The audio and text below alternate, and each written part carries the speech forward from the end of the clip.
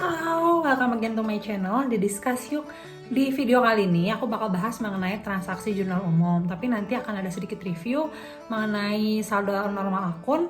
Juga nanti kita akan bahas contoh-contoh soalnya mengenai transaksi jurnal umum. Nah, tapi sebelum mulai, aku mau sedikit sharing. Jadi di Indonesia ini aku lihat banyak sekali konten-konten YouTube yang cenderung mengenai daily life, kemudian mengenai holiday atau misalnya tutorial makeup. Tapi aku di sini sedikit berbeda karena aku bakal bahas yang konten YouTube yang agak berat, yang mungkin memaksa kalian untuk berpikir dan memahami akuntansi dan keuangan karena passion aku di sini. Jadi aku harap dengan konten YouTube yang sedikit berpikir ini, semoga kalian tetap suka dan tetap bermanfaat juga buat kalian. Oke, langsung aja. Jadi sebelum kita menjurnal transaksi jurnal umum itu ada beberapa hal yang harus kalian perhatikan. Jadi pertama, sebelum menjurnal itu kita harus tentukan itu apakah aset, liabilitas, ekuitas pemilik, pendapatan, beban, atau prive atau prefer. Nah, kita harus tentukan dulu nih. Jadi klasifikasikan dulu. Nah, terus nanti yang kedua itu kita harus menentukan kenaikan atau penurunan ketika menjurnal itu. Juga nanti kalian jangan lupa mengenai saldo normal akunnya. Jadi kenaikan atau penurunan itu berdasarkan dari saldo normal akunnya. Jadi misalnya debit nih, saldo normal akun kas misalnya itu kan di debit. Jadi ketika dia naik itu berarti di debit dan ketika turun dia di kredit.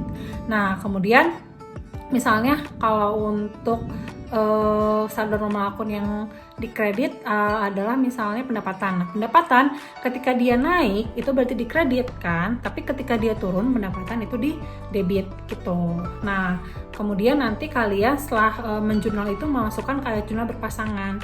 Jadi ayat jurnal berpasangan itu ada debit, ada kredit. Jadi setiap transaksi itu nggak mesti sih sebenarnya hanya debit dan kredit aja. Bisa nanti debit itu ada 3 jenis transaksi misalnya. Di kreditnya ada 2 atau 4 jenis transaksi, itu nggak masalah asal kalian menjurnalnya benar dan juga balance yang pasti itu. Nah, kemudian nanti setelah kalian menjurnal itu masuk ke buku besar. Nah, buku besar itu atau ledger itu bagian summary yang udah kalian jurnal nih. Misalnya kas kalian ngejurnal dari tanggal 1 sampai tanggal 31. Nah, nanti kalian pengen tahu nih saldo akhir kas itu berapa.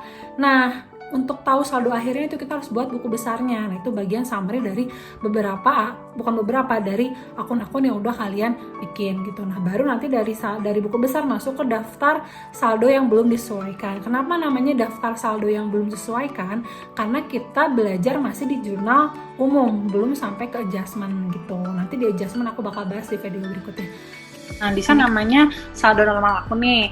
Jadi, di saldo normal akun ini ada aturan debit dan kredit. Nah, untuk aset ini kenaikannya itu ada di debit dan penurunannya ada di kredit nih kalau kalian lihat. Nah, kemudian ke liabilitas. Kan persamaan akuntansi itu kan aset sama dengan liabilitas ditambah dengan ekuitas pemilik. Nah, liabilitas ini ketika dia itu ada di debit berarti ada penurunan. Nah, tapi kalau di kredit dia itu justru naik di sini. Nah, dan ekuitas pemilik. Nah, ekuitas pemilik itu ketika di debit dia itu turun dan di kredit itu dia naik. Nah, berarti untuk aset saldo normalnya adalah debit, untuk liabilitas saldo normalnya adalah kredit, dan untuk ekuitas pemilik saldo normalnya itu adalah kredit gitu. Nah, untuk laporan laba rugi nih, laporan laba rugi itu kan akunnya ada pendapatan. Nah, pendapatan itu ketika di debit dia itu turun dan di kredit dia itu naik. Jadi saldo normal akun pendapatan itu adalah kredit. Nah, beban ini saldo normalnya adalah debit, kebalikan dari pendapatan. Nah, debit itu naik dan kredit itu turun. Nah, kalau misalnya prive ini saldo normalnya debit itu naik dan kredit itu turun. Nah, saldo normal akun ini sebenarnya harus kalian pahami baik-baik. Karena apa? Karena ini menjadi patokan kalian untuk nanti menganalisis transaksi gitu. Jadi kalian harus paham benar aset itu saldo normalnya apa, liabilitas itu saldo normalnya apa, ekuitas saldo normalnya apa, sampai dengan prive saldo normalnya apa. Itu. Oke, next slide berikutnya. Misalnya contoh nih. transaksi 1 Desember. Jadi kita mau ngejurnal nih dari tanggal 1 sampai dengan 31 Desember. Nah, di sini transaksi 1 Desember ini ada Solusinet, dia membayar premi sebesar 2.400.000 untuk asuransi komprehensif yang melindungi terhadap kewajiban pencurian dan kebakaran. Nah, masa perlindungan polis asuransi ini adalah 1 tahun. Oke, berarti kita bayar asuransi ini selama 1 tahun ke depan kan? Berarti kira-kira kalau misalnya kita bayar polis asuransi selama 1 tahun ke depan, berarti itu sama dengan piutang nggak sih? Kita kan membayar di awal, sedangkan masa yang akan kalian rasakan itu kan nanti pada saat diklaim kan, gitu. Makanya di sini sebenarnya premi asuransi atau asuransi dibayar di muka ini sebenarnya akunnya itu kategorinya sebagai piutang, tapi nama subkategorinya asuransi dibayar di muka. Makanya nanti asuransi dibayar di muka ini meningkat sebesar 2.400.000 sesuai dengan soal yang di atas. Kemudian aset kasnya turun dan dikredit sebesar 2.400.000 gitu. Makanya di sini berarti jurnalnya adalah asuransi dibayar di muka, debit 2.400.000, dan misalnya dia bayarnya pakai kas, berarti kasnya dikredit sebesar 2.400.000 gitu. Ini transaksi tanggal 1. Oke, lanjut lagi.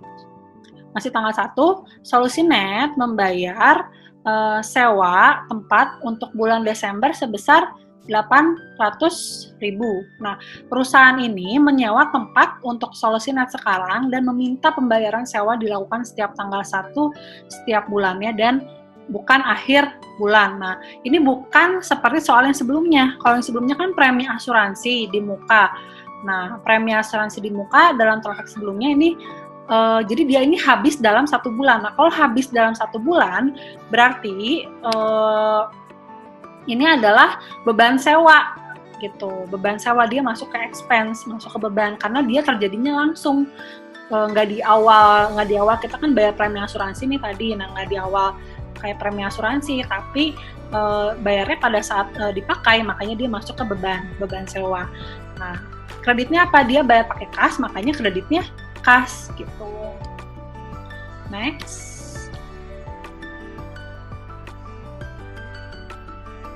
Oke, terus Solusinet ini ada menerima tawaran dari sebuah toko untuk menyewa tanah yang dibeli pada tanggal 5 November. Nah, toko ini terletak di sebelah tanah Solusinet tersebut dan berencana untuk menggunakan tanah itu sebagai area parkir buat karyawan dan pelanggannya. Nah, Solusinet ini dia setuju untuk menerima 360.000 untuk masa sewa selama 3 bulan dengan pembayaran sewa di muka. Nah, Solusinet ini menerima 360.000 untuk masa sewa selama 3 bulan sejak 1 Desember. Nah, berarti yang pertama kewajiban atau liabilitas ya sekarang bilangnya. Nah, liabilitas yang timbul karena Solusinet ini dia menerima pembayaran kas sebelum menyediakan jasa yang tersebut sehingga namanya sewa diterima di muka gitu. Jadi debitnya adalah kas, kreditnya sewa diterima di muka. Nah, sewa diterima di muka ini sebenarnya kategori utang untuk Solusinet karena apa? Dia udah menerima uang untuk masa sewa klien customer-nya atau kliennya selama 3 bulan ke depan, tapi dia belum memberikan full service-nya mengenai sewa tempatnya ini untuk customer-nya. Makanya di sini namanya sewa diterima di muka. Kasnya dia dalam bentuk kas bayarnya, makanya debitnya kas dan kreditnya sewa diterima di muka. Kalau misalnya dia bayarnya secara kredit, berarti nanti debitnya apa? Secara kredit misalnya secara melalui bank misalnya debitnya dia bayar 360.000-nya ke Bank Mandiri, berarti debitnya Bank Mandiri 360.000 dan kreditnya sewa diterima di muka tetap 360.000 gitu. Oke, lanjut lagi tanggal 4 dan 6 Desember. Nah, tanggal 4 di sini Solusinet membeli peralatan kantor berupa kursi dan meja secara kredit dari PD Tunas Jaya. Nah, PD Tunas Jaya ini semacam kayak suppliernya untuk peralatan kantor gitu, misalnya sebesar 1.800.000. Berarti jawabannya gimana? Nah, karena kita di sini beli peralatan kantornya keterangannya secara kredit, makanya di sini kreditnya ada hutang usaha 1.800.000. Nah, peralatan kantor itu bagian dari aset bukan? Bagian dari aset kan? Nah, makanya aset itu kan bertambahnya di debit. Nah, di sini makanya debitnya peralatan kantor 1.800.000 karena peralatan kantornya bagian dari aset, dan kreditnya ada hutang usaha sebesar 1.800.000 gitu. Nah, tanggal 4 ini, tanggal 6. Tanggal 6 misalnya Solusinet membayar 180.000. Nah, aset kasnya turun dan dikredit sebesar 180.000. Nah, kemudian pos beban yang diharapkan sangat kecil dan tidak rutin biasanya dimasukkan sebagai bagian dari beban lain-lain. Jadi beban lain-lainnya ini didebit sebesar 180.000. Nah, kenapa masuk ke beban lain-lain? Karena misalnya angka 180.000 ini nggak material, pertama untuk perusahaannya, juga yang kedua transaksinya nggak rutin, makanya dia masuk ke beban lain-lain. Nah, debitnya beban lain-lain karena keluarnya beban ini melalui tunai, makanya dia kreditnya pada kas. Kas berkurang di kredit kan. Kalau beban bertambah di debit, makanya di debitnya ada beban lain-lain, kreditnya ada kas gitu. Lanjut, tanggal 11. Tanggal 11 misalnya, ada Solusinet. Solusinet membayar utang kepada kreditor sebesar 400.000. Nah, berarti apa? 400.000 ini kan sebagai hutang kan. Kalau hutang dibayar misalnya melalui bukan melalui bank secara tunai, berarti kan kreditnya ada kas kan. Nah, kas dikredit 400.000, debitnya apa? Debitnya karena dilunasi hutang, makanya debitnya ini ada hutang. Hutangnya lunas kan?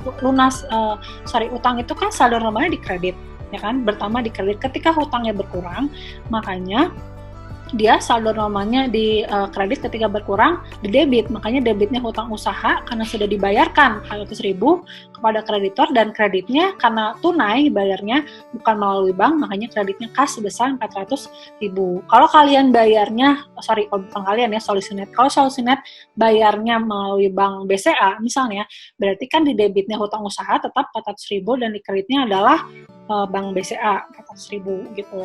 Nah, contoh lagi tanggal 13. Nah, tanggal 13 misalnya Solusinet membayar resepsionis dan asisten paruh waktu sebesar 950.000 untuk gaji selama 2 minggu. Nah, berarti gaji ini kan dia dibayarkan pada saat bulan berjalan, makanya di debitnya ada beban gaji gitu. Beban gaji kan bertambah di debit karena dia membayarkan gaji asisten paruh waktu ini, makanya di sini ada debit beban gaji 950.000. Dan di kredit ada kas karena dia bayarnya secara tunai. Misalnya dia membayarkan gajinya secara tunai bukan melalui bank, makanya kreditnya ada kas. Kan tadi saldo normal kas itu kan bagian dari aset, saldo normalnya kan di debit, makanya ketika ada penurunan dia di kredit gitu. Oke, next. Di sini ada Solusinet menerima uang dari pendapatan honor sebesar 3.100.000 untuk setengah bulan pertama di Desember. Nah, berarti debitnya itu kas 3.100.000. Kenapa?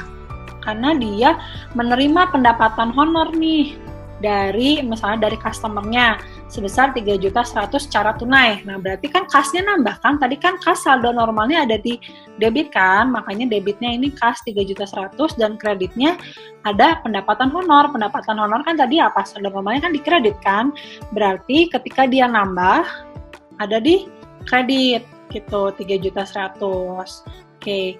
Terus kemudian contoh nih yang kedua, misalnya kalian disuruh untuk menyiram tanaman halaman tetangga rumah kalian. Kayak misalnya tetangga kalian tuh misalnya pergi keluar kota, terus kalian disuruh untuk menyiram tanamannya sampai nanti tetangga kalian pulang. Nah, tapi dibayarin nanti pada saat pulang. Nah, berarti 1.750.000 yang nanti akan dibayarkan oleh tetangga kalian nanti itu akan masuk ke piutang, karena kan piutang usaha nambahnya di debit. Nah, ketika nambah di debit piutang usahanya, nah di kreditnya berarti apa?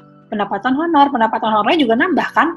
Kalian sebenarnya udah diakui karena prinsip akuntansi itu basicnya accrual basis, makanya di sini untuk pendapatan honornya itu 1.750.000 ada di kredit, dia bertambah. Nah, tapi karena belum dibayarkan, makanya dia di debitnya piutang usaha 1.750.000. Oke, di sini Solusinet menerima pelunasan piutang sebesar 650.000 dari pelanggan secara tunai.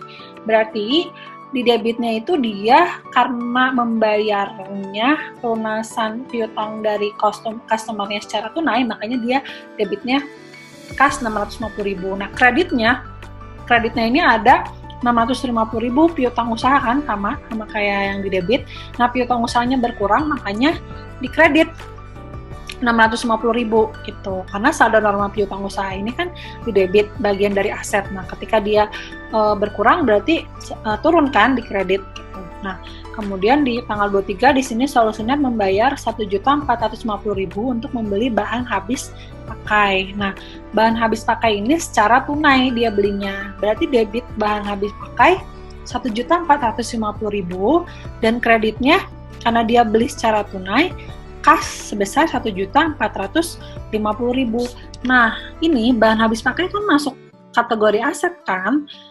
Bahan habis pakai itu kayak misalnya spidol, penghapus, terus spidol, penghapus, ballpoint, yang misalnya masa penggunaannya dia cepat habisnya, makanya dia namanya bahan habis pakai, tapi kategori bagian dari aset gitu. Makanya di debitnya dia nambah 1.450.000 bahan habis pakai, di kreditnya karena pembelian secara tunai, kas kalian berkurang dong, uang kalian berkurang, makanya di kreditnya ada kas 1.450.000 gitu.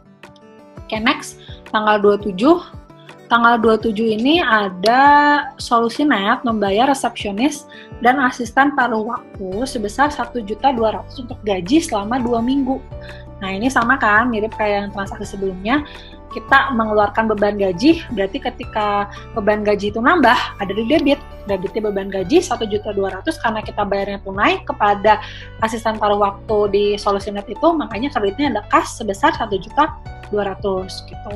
Next, tanggal 31 di sini ada Solusinet membayar tagihan telepon sebesar 310.000. Nah, dia bayar tagihan telepon nih. Nah, masuk ke beban utilitas. Utilitas itu apa sih beban utilitas? Di video aku yang kedua, aku bahas beban utilitas itu kayak semacam listrik, air, telepon. Nah, itu utility atau utilitas. Nah, di sini kenapa di debit beban? Karena kan saldo normal beban itu kan adalah debit kan tadi. Makanya ketika bertambah kita membayar tagihan telepon, di debit ini ada beban utilitas, dan di kredit karena kita bayar tagihan teleponnya secara tunai, makanya kreditnya ada kas sebesar 310.000 sama seperti debitnya gitu. Oke, next tanggal 31, Solusinet membayar tagihan listrik bulanan sebesar 225.000. Nah, sama kan tadi tagihan listriknya, itu bagian dari utilitas. Tadi mah telepon kan, sekarang listrik ya. Tadi telepon, ya oke, tadi telepon, sekarang listrik. Ini kan listrik sebesar 225.000, berarti debitnya ada beban utilitas, sama kreditnya karena tunai, dia berarti kas sebesar 225.000. Lanjut, nah di sini ada lagi transaksi Solusinet menerima 2.870.000 untuk pendapatan selama setengah bulan kedua di bulan Desember. Nah, karena dia menerima pendapatannya secara tunai, makanya di sini debitnya ada kas, naik kan, kasnya naik di debit, kas itu bagian dari aset, dan kreditnya karena saldo normal pendapatan itu adalah kredit, makanya dia bertambah di kredit. Nah, makanya debit kas, kreditnya pendapatan honor sebesar sama 2.870.000. Lagi di sini ada pendapatan diterima yang dicatat pada piutang untuk setengah bulan kedua di bulan Desember ini adalah sebesar 1.120.000. Nah, di debitnya ini kenapa piutang usaha? Karena kan piutang usahanya kita nambah itu kan di debit bagian dari aset tadi sebesar 1.120.000, dan di kreditnya ada pendapatan honor. Pendapatan honor ini kita bertambah di kredit kan sebesar 1.120.000. Kenapa kita udah akui pendapatan sama kayak yang sebelumnya, soal sebelumnya karena kita pakai actual basis, makanya di sini pendapatannya tetap harus dicatat sebesar 120.000. Lanjut, soal yang kedua ada Cinta-Cita menarik uang tunai sebesar 2 juta. Nah, Cinta-Cita ini misalnya dia bagian dari pemilik Solusinet. Nah, untuk keperluan pribadinya dia, berarti kan masuk ke Prive kan, atau Prive-nya Cinta-Cita. Nah, Prive itu kan saldo normalnya tadi di debit kan, berarti ketika bertambah dia di debit. Karena Prive-nya dia narik, berarti kan Prive-nya nambah nih 2 juta. Kemudian di kreditnya karena dia narik secara tunai, otomatis kasnya, aset kita berkurang kan, kasnya kayak 2 juta kan, berkurang 2 juta, Ya, di sini makanya di kredit jurnalnya. Nah, mungkin segini sih sharing dari aku, semoga bermanfaat buat kalian. Dan jangan lupa kalau ada pertanyaan atau misalnya kalian belum ngerti anything apapun, kalian boleh komen di bawah sini. Dan juga jangan lupa di subscribe, di like, kemudian di share ke teman-teman kalian. Dan see you in next video, bye bye.